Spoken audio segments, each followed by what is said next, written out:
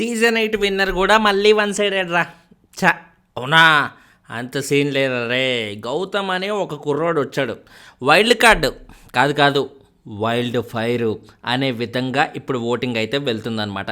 Yes, definitely Gautam అనేవాడు wild card కాదు, wild fire, doubt లేకుండా.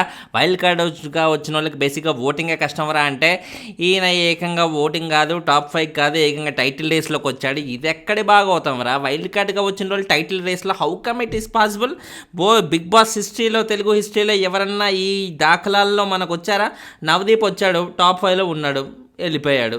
మిగతా వాళ్ళు వైల్డ్ కార్డ్గా వచ్చిన వాళ్ళు కూడా టాప్ 5 వరకు అయితే వచ్చారు. అంతెందుకు ఈ సీజన్లోనే అవినాష్ కూడా వచ్చాడు, కానీ టాప్ 5 వరకే ఉంటాడు. 5th పొజిషన్లో బయటికి వెళ్ళిపోయే పరిస్థితులే ఫుల్గా ఉంటాయి. కానీ గౌతమ్ ఒక్కడే ఏంట్రా టైటిల్ రేస్లోకి వచ్చాడే ఏంట్రా? ఎలా రా ఇది పాసిబుల్? అంటే సిచ్యువేషన్స్ అలా వర్కౌట్ అయ్యాయి, సిచ్యువేషన్స్ అలా తనని తాను టర్న్ అవుట్ చేసుకున్నాడు. అండ్ తనకి నిజంగా డెడికేషన్ ఉంది కాబట్టి దేవుడు కూడా తనకు అలాంటి కైండ్ ఆఫ్ సిచ్యువేషన్స్ అనేవి క్రియేట్ చేయడం వల్ల ఆ ఎలివేషన్ అనేది తెలియకుండానే వచ్చేసి ఓవర్ నైట్ స్టార్డమ్ లాగా గౌతమ్కి అది చాలా చాలా ఫేవర్ చేసింది అన్నట్టుగా మనం చెప్పుకోవచ్చు అనమాట ఆ పరిస్థితులు అనేవి.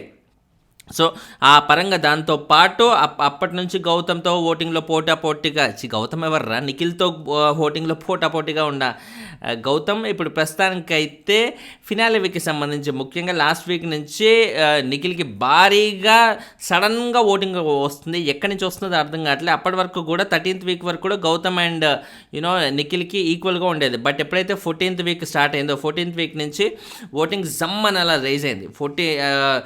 ముఖ్యంగా నిఖిల్కి బాగా పనికొచ్చింది ఏంటంటే పృథ్వీ కానీ, యష్మి, విష్ణు, వీళ్ళ ఫ్రెండ్స్ అందరూ ఇదే పనిగా లైన్గా రీసెంట్గా బయటికి వెళ్ళిపోయిన వాళ్ళు కాబట్టి వాళ్ళందరి ఫ్యాన్స్ కానీ, ఆ పిఆర్ టీమ్స్ కానీ అన్నీ యాక్టివ్గా ఉన్నాయి. అన్నీ యాక్టివ్గా ఉన్నప్పుడు వాళ్ళందరూ ఎవరి కోసం పనిచేస్తారు? ఆబ్వియస్లీ వాళ్ళ ఫ్రెండ్ అయిన నిఖిల్ కోసమే పనిచేస్తారు.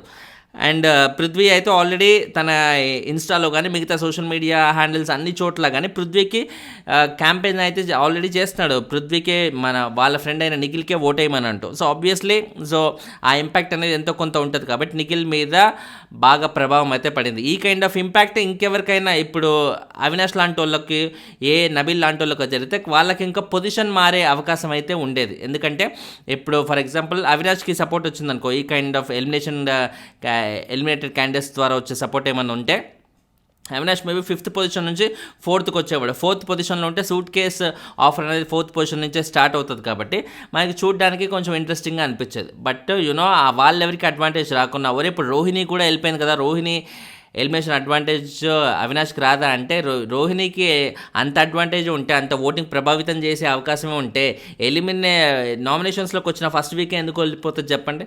సో అదనమాట బేసిక్గా రోహిణికి కానీ ఇప్పుడు మిగతా వాళ్ళకి కానీ అంత ఇంపాక్ట్ చూపించిన వాళ్ళైతే కాదు. బట్ విష్ణుప్రియ ఇన్ని వారాలు ఏమాత్రం గేమ్ ఆడుకున్నా కూడా తను ఉండగలిగిందంటే ఏంటి, తనకున్న ప్రీ ఎగ్జిస్టింగ్ ఫ్యాన్ బేస్ ఆ రేంజ్లో ఉందన్నమాట.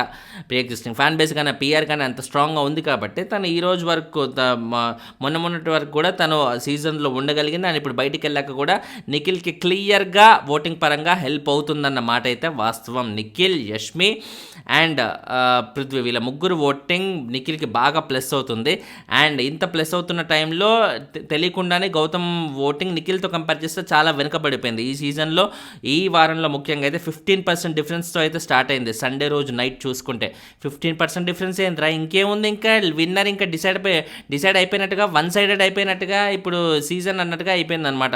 ఎలాగైతే 5th సీజన్లో సన్నీ కాకుండా ఇంకెవరు గెలుస్తారా, అండ్ 4th సీజన్లో అభిజిత్ కాకుండా ఇంకెవర్రా, సెకండ్లో కౌశల్ కాకుండా ఇంకెవర్రా అన్నట్టుగా కొన్ని ఆబ్వియస్గా విన్నర్ ఎవరో తెలిసిపోయిన సీజన్స్ ఎలాగైతే అనిపించినాయో ఈ సీజన్లో ఈ వారం సండే రోజు ఓటింగ్ చూసినప్పుడు కూడా ఇంకేముందా, నిఖిల్ కాకుండా ఇంకెవరు అవుతారా విన్నరు, క్లియర్గా కళ్ళ ముందు కనబడుతుంది కదా అనిపించే కైండ్ ఆఫ్ ఫీలింగే వచ్చిందనమాట. బట్ ఆ ఫీలింగ్ ఎంతో కాలం అయితే నిలవలేదు. ఒక్కొక్క అడుగు గౌతమ్ వేసుకుంటూ ఇప్పుడు ఏకంగా 15% నుండి 12%కి, తర్వాత 10, 8, 5, ఇప్పుడు ఏకంగా నిన్న ఈవినింగ్ మనం చూసుకుంటే 3% ఉంటూ ఇప్పుడు కేవలం 1% మాత్రమే నిఖిల్ అండ్ మనోడి గౌతమ్ మధ్య డిఫరెన్స్ అయితే ఉందన్నమాట. This is a very terrific achievement.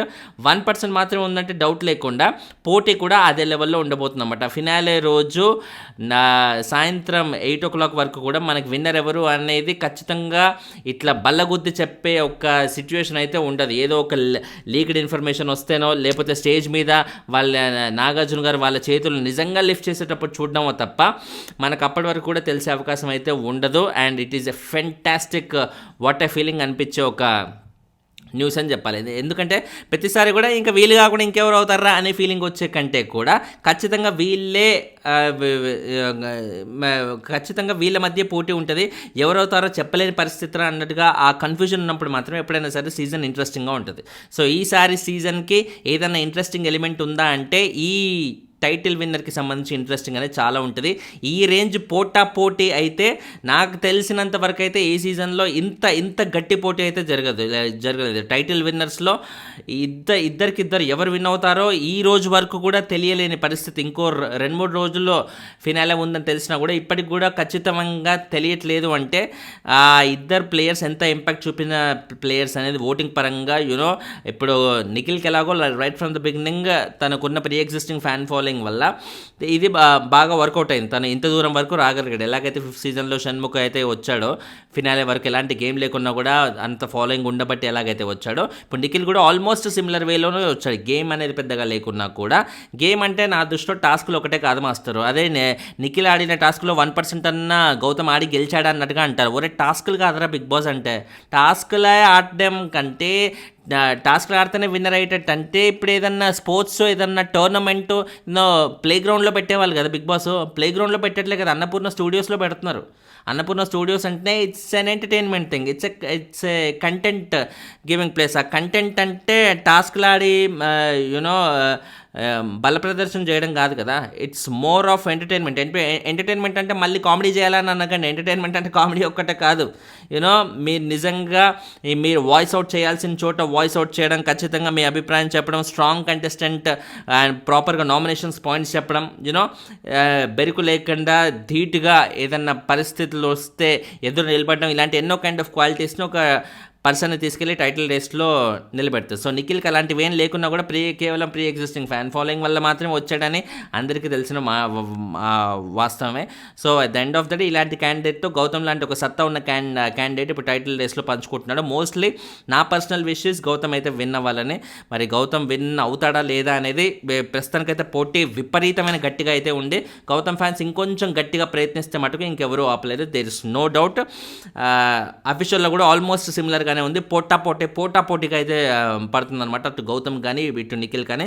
So ఇద్దరు ఫ్యాన్స్ ఎక్స్ట్రీమ్ లెవెల్లో తాండవం ఆడుతూ ఉండండి ఓటింగ్లో. గౌతమ్ ఫ్యాన్స్ చాలా సీరియస్గా తీసుకోండి. ఖచ్చితంగా గౌతమ్ గెలిచే అవకాశాలు కూడా వెరీ క్లియర్గా అయితే కనిపిస్తున్నాయి. అది అండ్ తర్వాత 43 and 42% వీళ్ళిద్దరికి కేవలం 1% డిఫరెన్స్ మాత్రమే ఉంటే, తర్వాత ప్రేరణకి 7% ఉంటే నబీల్కి 5% ఉంది. అండ్ లాస్ట్ అవినాష్ 3% అయితే మనకి కనబడుతుంది అన్నమాట. ఏవి ఇంపాక్ట్ అనేది గౌతమ్ మీద ఎంతో కొంత ప్రభావం చూపబట్టే ఈ రేంజ్ వరకు కూడా వచ్చాడని అనేది మనకి తెలియాలి. సో ఏవి ఫస్టే రావడం అనేది గౌతమ్కి అదొక కైండ్ ఆఫ్ అడ్వాంటేజ్ అనేది వచ్చింది. లెక్క ప్రకారంగా మనకి నిన్న నైట్ ఎపిసోడ్లో మనకి అది టెలికాస్ట్ చేసినా కూడా మొన్నే లైవ్లో చాలామంది చూసేస్తారు కాబట్టి సో గౌతమ్కి అది బాగా అడ్వాంటేజ్ అయ్యి ఓటింగ్ పరంగా ఒక స్టెప్ బై స్టెప్ ముందుకు వచ్చే అవకాశం అయితే వచ్చేసింది. And the end of the day ఎవరు గెలుస్తారని మీరు అనుకుంటున్నారు? ఇవాళే లాస్ట్ డే ఓటింగ్ గుర్తుంది కదా, లాస్ట్ డే కాబట్టి ఖచ్చితంగా ఓట్లేయండి మాస్టరు. ఓట్లేయండి, వేపించండి. తద్వారా మీ టైటిల్ విన్నర్ని అండ్ మీ ఫేవరెట్ కంటెస్టెంట్ని వాళ్ళకి ఏ పొజిషన్లో ఉన్నారో ఆ పొజిషన్లో పెట్టుకునేలాగైతే ట్రై చేయండి. Thanks a lot for watching.